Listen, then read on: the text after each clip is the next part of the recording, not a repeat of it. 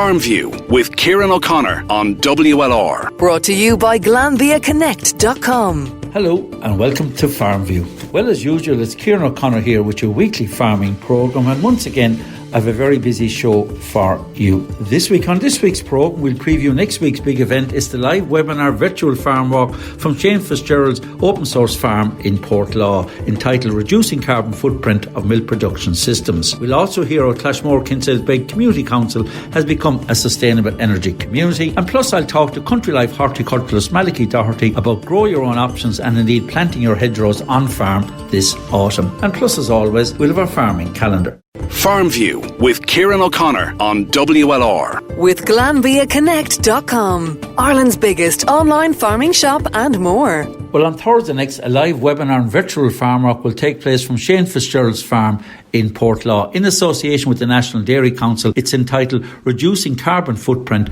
of Milk Production Systems. Of course, the Fitzgerald farm is part of the open source Future Farm, the Glanbia Ireland Teagasc initiative. And to look ahead to the big event, earlier I got a chance to talk to the Fitzgerald farm's Teagasc advisor, John Maguire. And indeed, first of all, I put it to John that dairy farmers, not alone in this region but nationally, have a huge opportunity to see best practice in sustainable farming on Thursday next. Yeah, so it's out there for people to tune in and see. It's looking at the farm of Shane and John Fitzgerald in Portlaw, as you said, and there's various topics on throughout the day for people to tune in and see what kind of action Shane has taken and how he has got on with them and what kind of recommendations he has as well. I suppose from a farmer's point of view, to see it best practice and to see it on farm, because advisors, and no disrespect to yourself or Teagasc or Moorpark, but when guys are Glanbia Ireland for that matter pushing this whole area, it's when you see it on farm what can be done. I suppose the title, Reducing Carbon Footprint of Milk Production Systems, really that says it all. Yeah, exactly. So Shane is actually part of the open source Monitor Farm programme, which is a joint initiative between Glanbia and Teagasc. And I suppose the idea of this virtual open day is to highlight the steps that Shane has taken to reduce the carbon footprint of his herd and how he has got on with them and the different topics and stuff that he has taken on, and he will go out throughout the day. Now, you've had a few of these very successful ones. I know you had a very successful one with Kieran Hearn, but as regards next Thursday, it's 11 to 12 really is the focus that you want guys to link you in for. Yeah, so there will be a takeover for the social media throughout the day, but I suppose the big part of the day is from 11 to 12, where we're going to have a live session online where you'll have Shane Fitzgerald there, the farm speaking, and you'll have Shane McElroy from Glanbia Ireland, you'll have Brendan Horan, researcher from Moorpark, and finally then you'll have Zoe Kavanagh, which is from the National Dairy Council and also representing the European Milk Forum. And those four people will be there to take questions on the day from yourselves and from the moderator, and to go through the things in Shane's farm. Obviously the topics being covered, and I suppose they've been covered at lots of events, but I think the topics that are being covered within the hour are vitally important. Yeah, so the main topics that will be covered will be grass, looking at soil fertility, some of the nutrient use efficiency, steps that Shane has taken to try and reduce his carbon footprint and reduce emissions from the herd and from the nutrients that he uses. Moving on then to kind of the cow genetics, look at EBI, how Shane is focusing on genetics, producing an animal that produces more while leaving less of a footprint really there. Looking at energy efficiency, so whether that's plate coolers on the farm, maximising the night electricity, or even some of the recent solar panels that Shane has installed, he'll be mentioning them and how he got So he actually has solar panels installed. That'd be a great opportunity for people to see and hear at first hand how that has worked. Definitely, yeah. They're only a recent installation there, but Shane has decided to do that, and he will give a bit of information on them and maybe answer some questions that people might have. Also as well, biodiversity is a big thing. Shane is keen on biodiversity and how he's managing the hedgerows on the farm, water course margins, different things like that. And there also will be some videos online from the local water quality advisors about kind of tips for people and how they can manage their Of course, we had Colin Summers on the programme last week covering the important area of water quality and steps that are being taken on farm. As regards the whole area of, we'll say, sustainability is the buzzword, but guys and the likes of Shane are really adapting into the whole area of protected urea and shoe trail and slurry spreading. Yeah, so kind of the things like you said there, using protected urea to try and reduce the emissions, the slurry that they are spreading, how can they get the most value from that, and even something as small as incorporating clover into the sward. Shane is keen on that, and he'll give some feedback on how it gets on and how it has benefit to him as well. Now, the whole open source future farm, the open source future farm, I know we've two farms in Waterford. You have Stephen Fitzgerald and Agnes Shane in Portlaw, Richie O'Brien coordinating. How well is that scheme working for you, John? Yeah, it's going very well, and it's really one of the things that's been ongoing now in a few years, and it gets great feedback. I suppose in one sense it's getting people who are that way, who want to focus on different things like the biodiversity and increasing production. There's two sides of sustainability: you have your environmental and you also have your economical as well. So putting farmers together to learn from each other, and then ultimately having those farmers put out the figures, and even reducing or putting the figures out into the local papers about how they're going, management tips. It's great then to kind of make that information public, and that's really we get great feedback from the public on that. Now you have a top class panel. Obviously Richie O'Brien is going to be a mediator, but as you say, you've Shane Fitzgerald, the host farmer, which is very important to have on the panel. Shane McElroy, of course, well known vet, and of course technical group manager for Lambia, and as you mentioned, Zoe Kavanagh as well from the NDC. So a top class panel. Will guys get a chance to ask questions, or how will that work when you go live at 11 o'clock? Yeah, definitely. So there will be short videos shown in between in the hour, but we'll try to give maybe 40 minutes to actually the four panellists speaking, answering questions, whether there's some questions from Richie, or if you are tuned in, there will be an option to type in a question, and the question will be put to the board, and they will be asked to answer it. So now, as regards, it's a Teagasc webinar site. Obviously you have to get onto the Teagasc site to literally link in for the webinar. When can guys, or can they get on straight away to link in, or you don't want everybody just coming on board Thursday morning? Exactly, yeah. So if you're interested and you want to tune in, I'd encourage you to go onto the Teagasc public website, and if you scroll down on the public website, you see news and events, and reducing the carbon footprint farm walk will be there. You can pre-register with the link, and I'd advise anyone to pre-register in advance before the day. But as I said, it's on Thursday the 1st of October. So Thursday next, it's called Let's Talk Dairy webinar, I suppose. That's on from 11 to 12, but as you mentioned, from 10 o'clock on, I believe, the introduction videos, and also after the event itself, right throughout the afternoon, they'll be updating various topics being covered throughout the afternoon and right up to 5 o'clock in the evening. Yeah, so the social media, we'll have a takeover of the Teagasc social media in the form of Instagram and Twitter, and throughout the day we'll have short videos, clips, management tips, and that sort of thing on your grass quality, cow performance, biodiversity, water quality, all those things. Throughout the day there'll be things put up online, and even Shane Fitzgerald himself will be posting stuff, so make sure to keep tuned and you'll learn something. I think it's a fantastic concept. Obviously with COVID, the actual farm walk open days are definitely a thing of the past for the moment, but a webinar and virtual farm walk is a fabulous idea. It's on Thursday next, commencing at 11 o'clock, in association with Glanbia Ireland, Teagasc of course, and the National Dairy Council. Once again, it's look up the Teagasc website to link in. You'd like guys to pre-register, but the event kicks out at 11. Obviously you want guys linking in from 10 o'clock on Thursday morning. Yeah, so pre-register on the link, and from 10 o'clock on we'll have introductions and a history on the farm and a short video to introduce you to the area. Well, Shane is doing a fantastic job out there, and well done to himself and his dad for opening up the farm. He's part of the open source Future Farm program that's up and running. So to all he involved, it's Thursday next, and looking forward to tuning in for it on Thursday next. Commences at 11 o'clock. For more information, look up the Teagasc website. John Maguire, Teagasc advisor on the Fitzgerald farm in Portlaw, thanks for talking to us, and best of luck next Thursday. Thanks very much, Kieran. Well, above all areas, I suppose the horticultural area was definitely hit very early in the spring with lockdown, but I must say since the lockdown it's one area that really turned on its head earlier this spring. So to find out how 2020 has gone, about the impact of COVID and how they coped with COVID, earlier I went out to CountryLife in Dungarvan to meet the horticulturalist Malachy Doherty. Malachy, you've been involved a long while in this game, but this spring must have been the most unusual. You had lockdown followed by an unbelievable rush. We did indeed, Kieran. Yes, we had an abrupt end obviously to our spring sales, which closed up the garden centre sales for 6 weeks or so. But in fairness to the customers, you know, they rallied when we reopened again, and we had a couple of terrific weeks, very, very busy weeks when we reopened. Obviously the springtime is a very busy time, particularly for the big interest that's in grow your own as such, and obviously that was really disrupted. It was indeed, yeah, because anyone that does vegetables as such knows that March and April are extremely busy months really, between planting and sowing seeds and that. But luckily enough, actually we found that actually our sales in seeds and bulbs, you know, onion bulbs and things like that, were actually quite strong, you know, and a lot of people caught back up, and they had extra time being at home and maybe being trapped at home for an extra long period,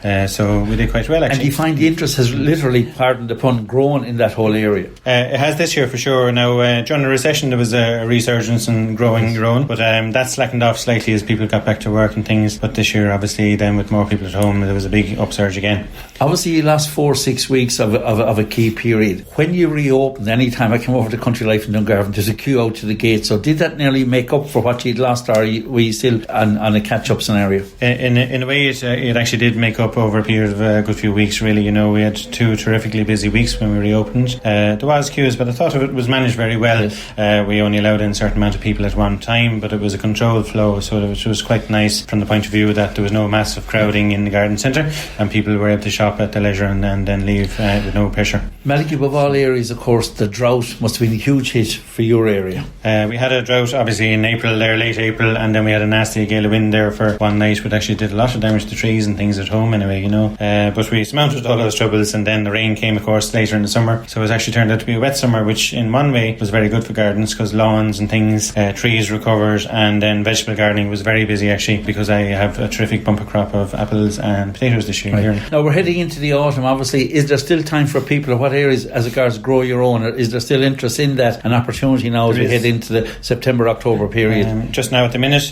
we have just received on our onions and garlic sets, which are for autumn planting vegetables. Now we have a new supplier who's actually supplied us for the last year or two, but they're West Cork daffodils, they're called, and they are now supplying our onions and garlic as well. And I quite like them because they're Irish company, and I always think that a bulb or a plant that's grown in Irish soil is used to Irish conditions, you see, so I think they do better, and the quality of them is fantastic. Timing as regards the bulbs? Timing is good. You can sow onion sets now, and they'll root in before the winter comes on too cold, and then next spring, then when around St. Patrick's weekend, when the warmth comes back, they take off like rockets. So are you up to the back end of October? Would you still have opportunity, or would you want to get them in the next few weeks? You would, from now at your leisure up until about the middle of October, right, with daffodil bulbs as well, because of course we have snowdrops and daffodils as well to plant at this time of year, you know. Now the whole area of the environment and farmers in all enterprise, particularly dairy, are looking and being urged as regards hedgerows and putting in plantations and that. Are you finding that here, the interest in that whole area? Well, we did, and it's building as well, is getting more and more interest in it.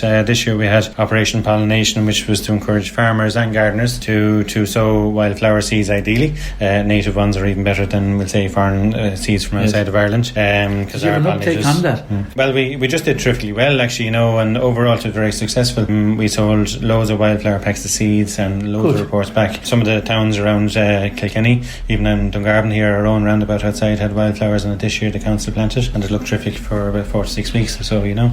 I love the name Operation Pollination. Coming into the autumn, you mentioned just before we came on air the whole area and potential of berries in the autumn. That's right. In the garden centre side of things now, we have loads of berrying plants, and we do a kind of a promotion really, which is to encourage people to plant berrying plants, not just for birds, which is obviously the main candidates for them, but also to support wildlife in general, because apart from birds, loads of insects and things actually eat fruit like crab apples. There's loads of berries like Parnassia, and loads of different plants like Contoni asters, you know. So we have quite a collection of them in store at the minute with special offers on them. I mentioned earlier about hedgerows coming into the autumn. Is that a good time for farmers to look at planting hedgerows? It is. We're just coming into the that time of year now, so it'll be around about the end of October and maybe the first week in November before bare root hedging is actually available. But Glanbia are starting a new promotion this year to encourage farmers to replant hedges and hedgerows. So that'll be out in the next few weeks? That'll be launched in the next couple of weeks. That'll be an up and coming thing. But we are gearing up for it in a big way, because we expect a good reaction to it, you know, that farmers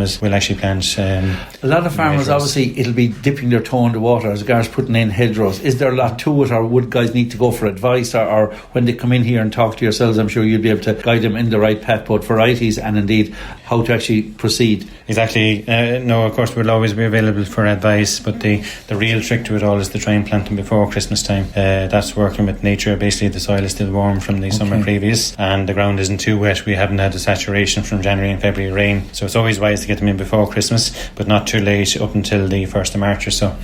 So definitely, look, you're coming into a key time for hedgerows. I know for farmers, particularly dairy farmers, there's a big interest in it, and a lot of people have been encouraged, obviously, from a climate point of view. Maliki Doherty, delighted to hear that you've really recovered from the lockdown, indeed that the sales since the lockdown have kind of compensated a bit for those 6 weeks. But to you and Anval, keep up the good work in CountryLife in Dungarvan, and listen, hopefully we'll talk to you in the next few weeks as regards those hedgerows. Okay, thanks very much indeed, Kieran. Bye.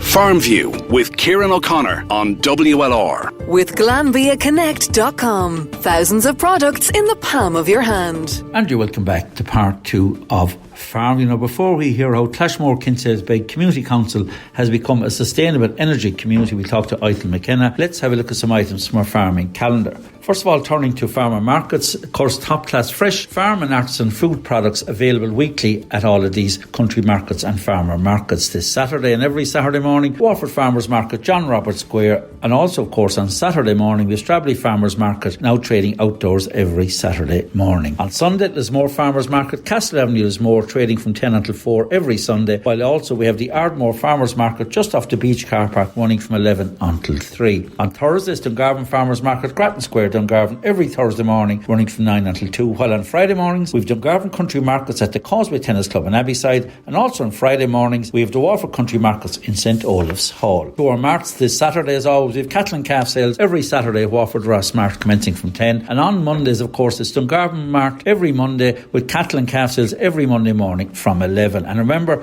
all sales are now online at livestocklive.com. Now, the big event next week, of course, we've been on Thursday next, the 1st of October, a live webinar and virtual farm walk on the Fitzgerald farm in Portlaw, entitled Reducing Carbon Footprint of Milk Production System. Of course, Shane Fitzgerald is part of the Glanbia Ireland Teagasc Open Source Farm, and the big event in association with NDC takes place on Thursday next at 11. For more information, look up Teagasc website. Indeed, it's advisable to pre-register online as soon as possible. And finally, on our farming calendar, don't forget the show jumping scene. The Beachfield Sport Horse and Ponies Autumn Show Jumping and Jump Cross continue every Saturday morning out in Kappa from 10 o'clock, with the final due to take place on Saturday the 10th of October. Farmview with Kieran O'Connor on WLR. With GlanbiaConnect.com. Thousands of products in the palm of your hand. Well, across the county of Waterford, a lot of community councils have been set up, but one very successful one, and one that has really come to the fore, particularly during COVID, has been the Clashmore Kinsalebeg Community Council, where one of its very active members indeed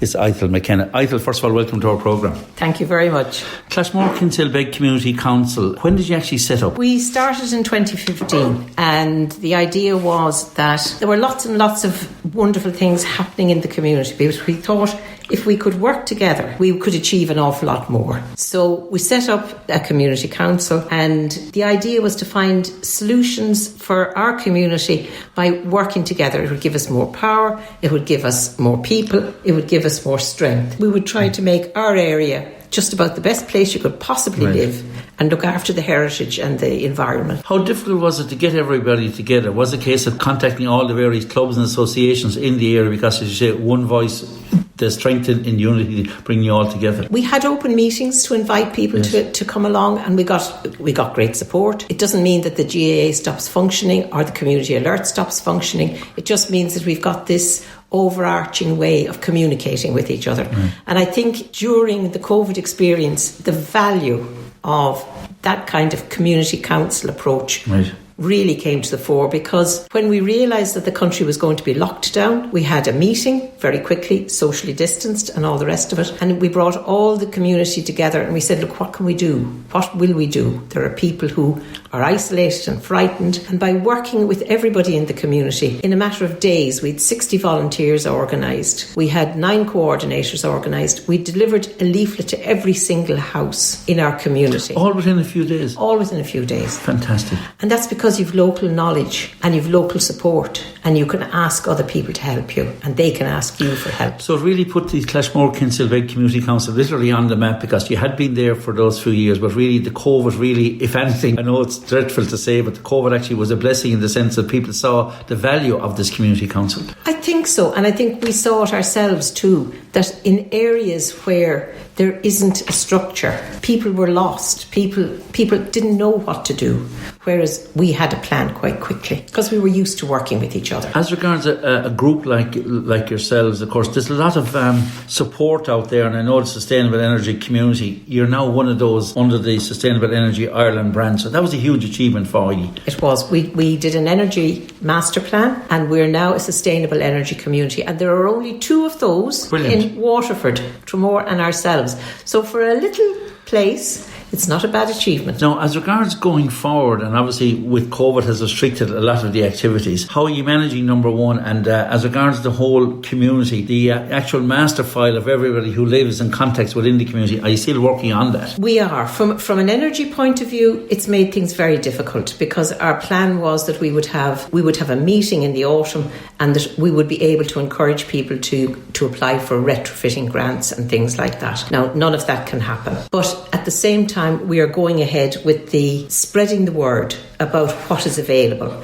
And that is one of the reasons for a Zoom meeting on the 29th of September at 8 p.m. So that's Tuesday the 29th. Tuesday the 29th next year. Yeah, that's right. And it's a Zoom meeting. And I suppose it's specially aimed at the farming community, and it's going to talk about solar panels on farm buildings. Well, definitely there's a huge interest, the whole area of sustainability, the environment, climate change, greenhouse gas, and solar panels are a real key area within all of this. You're also looking, I believe, to develop a solar farm. Would I be right in that? That's right. We have a site identified. We've been accepted by SEAI as a project that could go ahead, and we're hoping that we'll have a community-owned solar farm in our parish as well.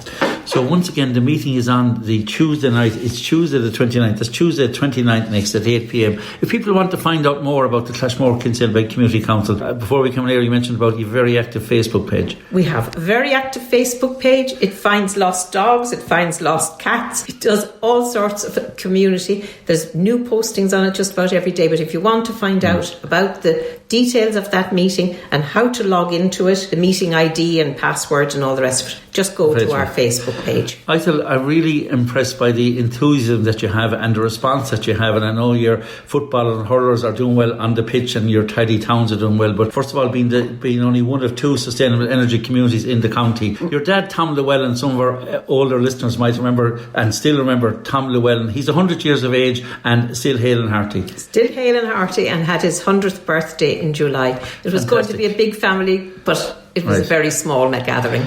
And finally, you live on your own. How difficult has it been for you? I know your family are away, and indeed, how helpful was the community to you personally? I know you're a big driver of this community council, but how helpful was it to you? I went into lockdown, and that evening I had 2 text messages from my neighbours to say, Ithel, we'll do your shopping for you. And then I had another call to say, Ithel, I'm going to the chemist. Anytime you need anything, just let me know. And then the kids up the road walked my dog every day. Yeah. Now, my dog was my biggest worry, because I couldn't go out. And, that made such a difference to my life. Well, Ithel, listen, it's a fantastic story, and it's a brilliant story, really. I know that lockdown has affected people in lots of negative ways, but definitely it's brought Clashmore Community Council, very much Kinsalebeg Community Council, and indeed to you and involved the very best. And I know Richard hasn't been well, but hopefully next time we speak, we can have Richard on board as well. But best to look, the big meeting once again is on Tuesday the 29th at 8 p.m. And look up the Facebook of Clashmore Kinsalebeg Community Council. Ithel, thanks a million. Thank you very much. Lovely to talk to you.